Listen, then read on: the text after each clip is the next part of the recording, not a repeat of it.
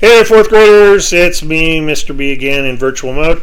More from Lost in the Antarctic, the doomed voyage of the Endurance. So, when we left off, the ship had lurched at an angle, and then lurched back, and they had a little pool of water with a killer whale swimming in it. That doesn't sound too fun, does it? We're on page 73, by the way. The final wave of pressure arrived at 6:45 p.m. on October 24th. It moved through the pack slowly, squeezing the ship between giant slabs of ice. Macklin couldn't watch. The whole sensation, the doctor wrote, was of something colossal, of something in nature too big to grasp. The crew soon realized that the stern post, the giant pillar of wood that anchored the rudder to the rear of the ship, had been battered. Seawater was gushing into the stern. McNish went back to start walling off the leak. Worsley and two others went below to get the main water pump working. A team climbed out onto the floe to cut away the ice around the ship. But as soon as they cleared a section, it froze again. They got a day's rest from the pressure, but on October 26th, the ice closed in again. Shackleton ordered everyone to put the essential gear onto the floe. Down went the 3 lifeboats, the sleds, the harnesses, and the tents. Worsley tore maps out of the ship's library books so they could leave the heavy volumes behind. Marston, Lees, and James hauled crates out of the hold with the sounds of water rushing under them. Beams cracked like pistols overhead. That night, the penguins popped up from the frozen sea and sang their strange, mournful dirge at the ship. At 4 p.m. the next day, a pressure ridge bore down on the starboard side of the ship. With one surge, the ice slipped under the Endurance, lifting her by the stern and then by the bow. With the next surge, the floe climbed the side of the ship and broke off, sending blocks weighing as much as trucks tumbling backward. The surges followed, one after another. With each blow came a thunderous crash as the ship was tossed first to port, then to starboard. Hurley set up his motion picture camera on the ice, expecting any minute to record the complete destruction of the Endurance. Lees looked on with a sick feeling in his stomach. The ship was as powerful as any wooden vessel afloat. Now, the ice was tearing her apart, plank by plank. Finally, the death blow came. The ship sat high out of the water, with the already damaged rudder exposed. A tumbling mass of ice swept across the stern and ripped the rudder and stern post clean out of the ship. Giant timbers snapped with the sound of artillery guns firing into the air. McNish emerged from below. The water was gaining on the pumps, he said. It wouldn't be long before the ship's boiler was swamped. Shackleton, watching from the ice with Captain Worsley, gave the order to get the rest of the supplies down. The men lowered crates of food and bags of clothing while the ship heaved under their feet. The boss smoked cigarettes and mingled with the men. He reminded people not to forget one thing or another, as though they were packing for a weekend away. "Mind you put your old diary in my bag," he said to Lees, as it has been kept rather more regularly than mine, I believe." Someone stretched a broad piece of canvas from the deck to the ice. One by one, the dogs were lifted into it, and they slid, stumbled, and tumbled to safety. They were strangely quiet through the operation, as though they understood the importance of the moment. By dinner time, tents sprouted from the ice a safe distance from the ship. The temperature dropped to minus 15 degrees, and the men settled in to shiver in their sleeping bags. The nights in the Ritz, boring as they were, seemed like paradise now. There would be no more coal fire keeping them warm at night, no more sturdy hull between the men and the frozen sea. "We are homeless and adrift on the ice," Hurley wrote. And there's the Endurance, kind of getting crushed by the ice there. Shackleton stayed up to pace the ice. Before going to bed, Lees went up to him and tried to make conversation. With the work done for now and no orders to give, the boss had sunk into a different mood than he'd been in a few hours earlier. "I hope you haven't lost that cigarette case," Lees said, thinking of a beautiful gold case Shackleton carried. "Cigarette case be blowed," the boss snapped. "I've just lost a bally ship, haven't I?"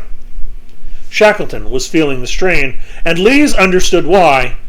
Their best hope at this point was to drag the lifeboats toward open water. But the ice was a minefield of jagged pressure ridges and open leads. It would be tough going even without all the gear they had to haul. And even if they could navigate the sea ice, where would it get them? Besides their weather-beaten crew of 28 men, the only land creatures for 1,000 miles around were penguins and seals. Then, of course, there was the food supply. Lees was in charge of rationing what they had, and he often felt like Shackleton would use it up in feast after feast just to keep the men happy. Despite their efforts to salvage everything, tons of food were trapped. Tons of food were trapped in the ship under many feet of water. How long could they get by on what they had? Later that night, in the cold comfort of a tent on the ice, Lees got out his diary and wrote, "For the first time in my life, we realized that we were face to face with one of the greatest disasters that can befall a polar expedition." Chapter 7. She's Gone. In the morning, after a steaming pot of hoosh had been ladled out and consumed, Shackleton gathered everyone on the floe. He'd been pacing the ice all night, but he was calm and matter-of-fact when he laid out the plan. As always with him, what happened had happened, Macklin explained. Without emotion, melodrama, or excitement, he said, "Ship and stores have gone, so now we'll go home." As usual, it wasn't as simple as he made it sound. Shackleton wanted to march 350 miles northwest to Paulet Island, near the tip of the Antarctic Peninsula. At Paulet Island, hopefully, they would find a hut that had been stocked with supplies during the relief of the Nordenskjöld expedition. Never mind that the supplies had been deposited there in 1903, more than 12 years ago. From Paulet Island, Shackleton could lead a small party 150 miles over 5,000-foot glaciers to Wilhelmina Bay. There, they would make contact with the whaling ships that used the bay as a stopping place. The first leg of the journey was going to be grueling work. The crew had to drag thousands of pounds of supplies and 2 one-ton lifeboats across an ever-shifting sea of ice. The supplies would travel by dog sled, but to move the boats, the men had to strap into harnesses and pull.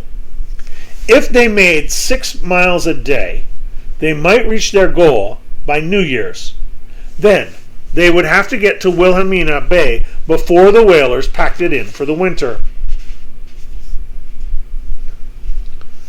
And here we are, a map that shows how everything is going until October of 1915.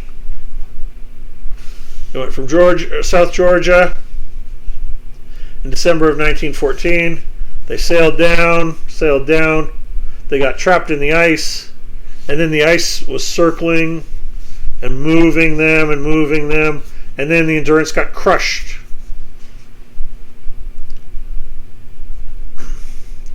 So Shackleton plans to go across to Paulet Island with everybody, and then he's going to take a smaller group to go find help. The plan was a long shot at best. But Shackleton had something besides rescue in mind. Even if they never made it to Paulet Island, he wanted the men to have a goal. They couldn't just sit down and wait like the crew of the Belgica. He needed them to feel like they controlled their fate.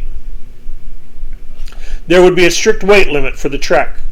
6 pairs of socks, 1 spare pair of boots, 1 pair of fur mitts, 1 pound of tobacco or cocoa, and 1 pound of personal gear. In front of the men, the boss took out the gold cigarette case that Lees had been so concerned about and dropped it on the ice. He added books, 50 gold coins, and a dozen other things to the pile. Everyone else reluctantly followed suit. A heap of stuff accumulated on the ice, slowly disappearing under a blanket of snow. There were suitcases, clothes, cooking utensils, blankets, clocks, ropes, and tools. The only luxury allowed was Hussey's banjo. Shackleton ordered one last sacrifice before they left. They couldn't afford to take McNish's cat, or any of the puppies that hadn't been trained in harness, he said.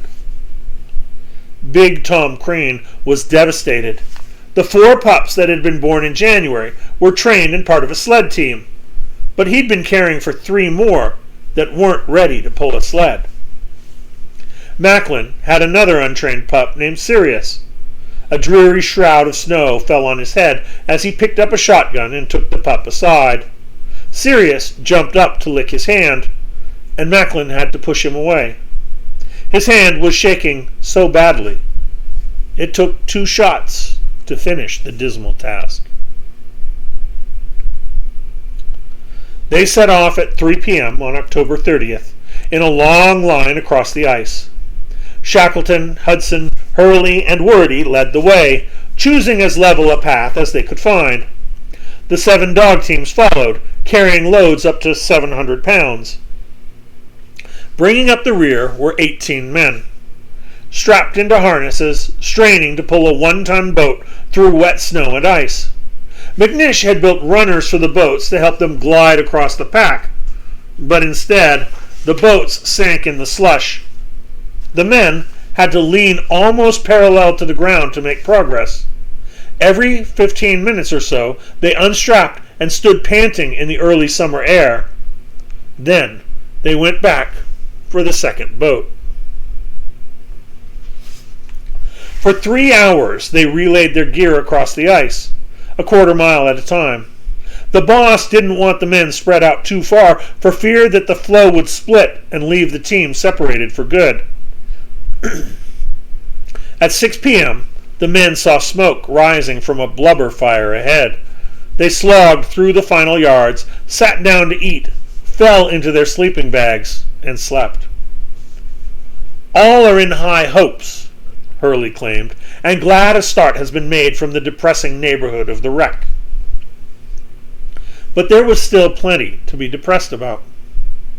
The exhausting labor of the first day left the ship's neighborhood just a mile behind. The men spent the night on new ice with killer whales spouting in the leads around them. The next day, they dragged their burdens half a mile through a bed of fresh snow before giving up. The third day, they tried again. They sank hip-deep in the slush until the boss finally ended the torture. The plan he laid out with such confidence a few days ago had failed. They found a spot on an old floe that felt solid underfoot. The tents went up again, and they named their new home Ocean Camp. After 3 days of back-breaking labor, they were 1.5 miles closer to civilization. That night, Lees sat in a tent with his diary. He was soaked to the bone and shivering, and yet he managed to sound almost optimistic. "So long as we have the bare minimum of food, we shall be all right," he wrote. As a statement of faith in the future, it wasn't exactly up to Shackleton's standards, but it would have to do. Lees had been obsessed with the food supply for months. Now he had company. With the failure of Shackleton's epic trek, no one knew how long they would be on the ice. Everything depended on the whim of the pack. If the winds blew them northwest, they would make for Paulet Island again over land. If they drifted northeast, they would hit open water and launch the lifeboats. But what if they stalled exactly where they were? Shackleton refused to admit it openly, but they could be spending another winter on the ice.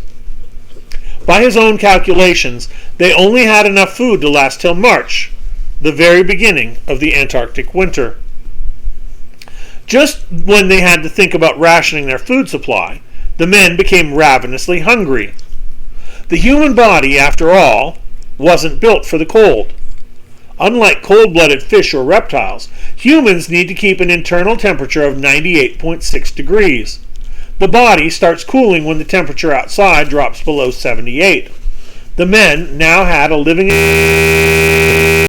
above freezing to minus 30 degrees, and they had no escape. There was no Ritz with a cozy stove. Seals on the ice. To keep their body temperatures from plummeting, they had to move constantly. They chased seals on skis, or exercised the dogs, or stood around and stamped their feet. Shivering alone can generate 5 times more heat than standing still. But everything they did to keep themselves from freezing to death required calories. And that meant massive amounts of food. After a few days on the ice, the men became obsessed with meals. All we seem to live for and think of now is food, wrote Hurley. Wrote Worsley. The cook started throwing slices of seal blubber, pure fat, onto the stove or mixing it in the hoosh. The men devoured it and clamored for more.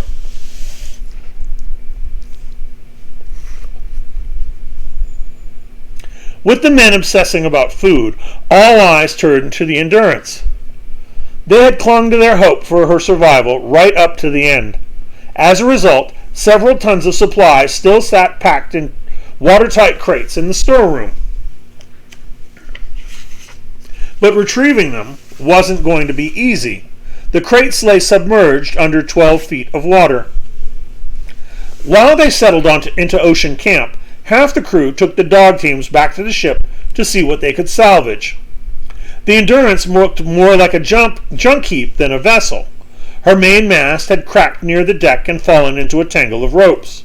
20-foot spars had broken off entirely and lay caught in the rigging like twigs in a spider's web. The men had to take masts down and hand timbers away before it was safe to work. For 2 days, they dragged loads of wood, canvas, and cooking pots back to camp. Hurley stripped to the waist and dove into 4 feet of water to get his camera negatives. Someone salvaged part of the Encyclopedia Britannica. 6 pounds of lentils, 7 pounds of oatmeal, and a can of soup made it off the ship. But after 3 days of labor, the bulk of the food still lay deep underwater. The men had to wade waist deep just to stand on the deck over the storeroom. At this point, the entire crew turned to McNish. The carpenter, blunt and ornery, infuriated Lees. Shackleton didn't trust him. No one quite knew whether he belonged with the officers or the sailors, but at times like this, it became only too clear that they couldn't live without him. On November 4th, 4 days after the failure of their epic trek, McNish organized a team at the ship. He rigged a battering ram by tying one end of the heavy 3-inch thick ice chisels to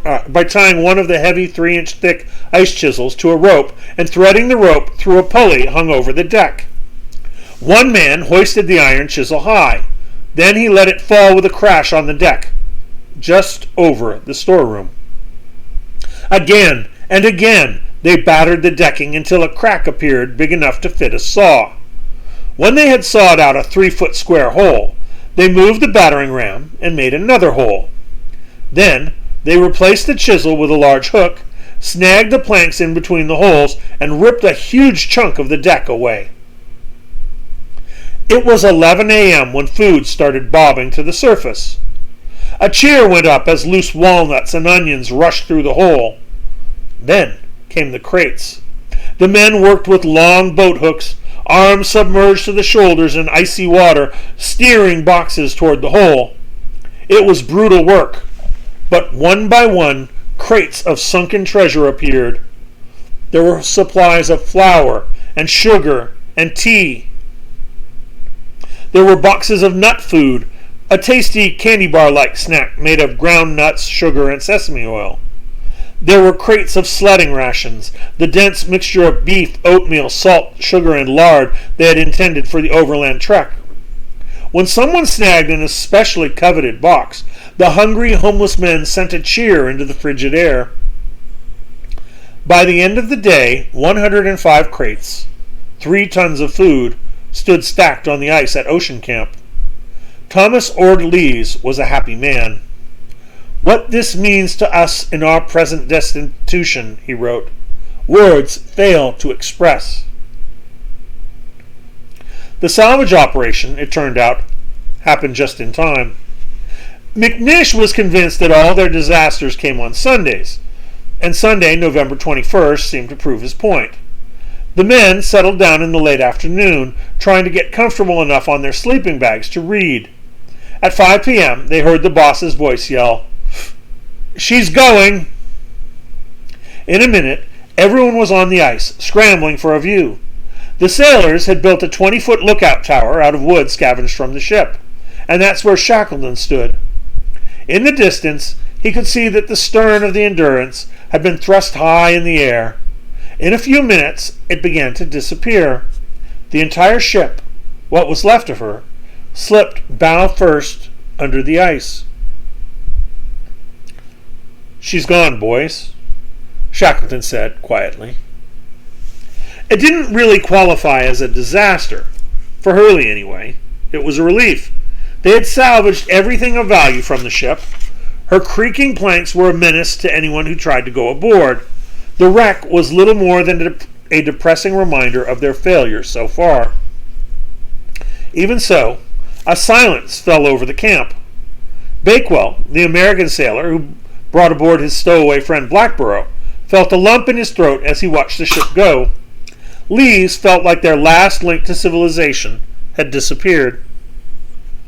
That night, Shackleton used a single sentence to record the event in his diary. Then he concluded, "I cannot write about it." Chapter 8. A Miserable Job. The morning after the wreck sunk, Lees added sausage to the breakfast menu. It wasn't like him to dole out luxuries so easily, but he thought a treat might add a little cheer to a dreary morning. If he was hoping it would also earn him praise from the boss, he was wrong. Shackleton told him the sausages were too small and ordered to give each man 2 instead of 1.5. Lees gave in, but only after a lengthy battle at 7 in the morning. To get back at Shackleton, he took ham off the dinner menu. It was a petty squabble. 2 grown men fighting over what amounted to 14 sausages. They had far bigger things to worry about. But both Lees and Shackleton knew how uncertain their future had become. To Shackleton, that meant doing whatever he could to keep the men from losing hope. To Lees, it meant that 14 sausages might one day make the difference between starving to death and living to another sunrise. Mealtime became a primitive affair on the ice. The men had scavenged sails and spars from the Endurance and built a tent to serve as a galley. Inside was a stove that Hurley made out of an old ash chute from the ship. The cook, Charles Green, used strips of seal or penguin blubber for fuel. He fried seal steaks in blubber and cooked hoosh in an old oil drum. For plates, the men used lids from biscuit tins or pieces of wood ripped from old crates. They ate hoosh in aluminum mugs. When they finished, grease and fragments of seal meat flavored their tea. Each man counted his spoon and his pocket knife as his most precious possessions.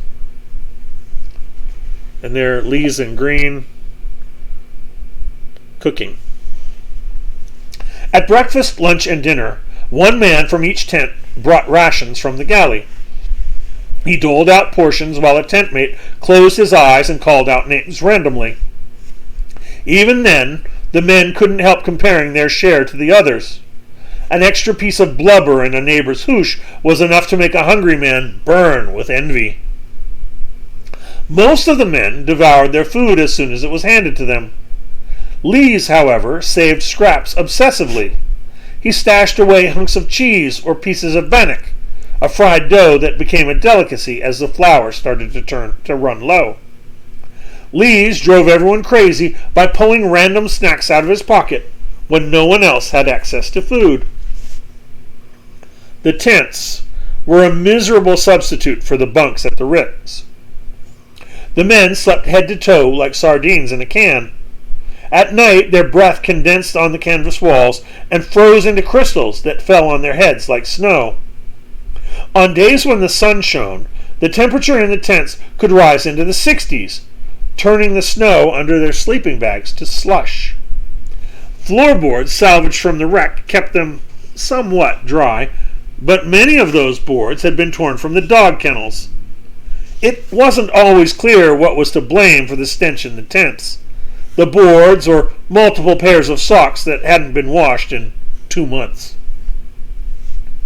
After a couple of weeks on the ice, Lees was ejected from his tent because the men couldn't stand his snoring. Worsley called it his nasal trombone. They had already suffered through months of loud rumblings in the Ritz. One night in May, when Hurley and Hussey were on watch, they had found Lees on his back snoring at top volume. They stuffed sardines and dry lentils into his gaping mouth to make him stop. Now, in the confines of a tent, the snoring became unbearable. Lees accepted his exile without too much resentment.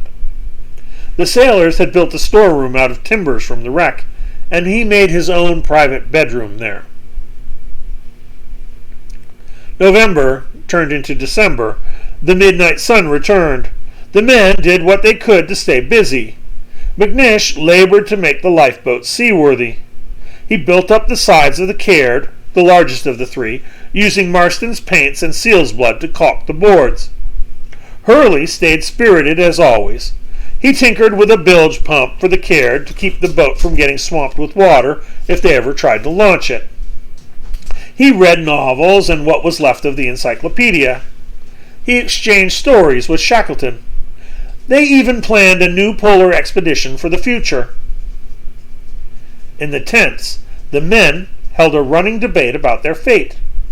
Lees, true to form, figured they wouldn't reach the edge of the pack till June. Shackleton called him a pessimist, the worst insult possible in the boss's view. They might find open water any day, Shackleton insisted. On December 8th, they practiced loading the Caird and launching it in a small lead. A week later, they drifted to within 230 miles of Paulet Island. But they were going farther east than Shackleton wanted to be. If they got a chance to launch the lifeboats, they would have to fight a strong west-to-east current in order to reach Paulet Island or the narrow strip of icy islands just north of it, known as the South Shetlands. If they couldn't reach Paulet, they weren't sure what they would do. There were two more tiny specks of land on the north edge of the Weddell Sea: Elephant Island and Clarence Island. Neither of them were inhabited. The men might find solid ground there and a few penguins or seals to feed them for a while, but the nearest human beings would still be 800 miles away at the whaling stations on South Georgia. 800 miles of the most treacherous seas on the planet. And there we have Ocean Camp. And that's where we're going to leave off today. Not looking good for Shackleton and his crew. Okay, we're going to go back to that map. Just a few pages ago. It was on page 80. And you're going to look up some of those islands and you're going to think about that. Scary stuff. If you've got your Chromebook, you can look up Elephant Island and Paulette Island, Wilhelmina Bay, Clarence Island, Joinville Island. See what they look like. We'll have more next time.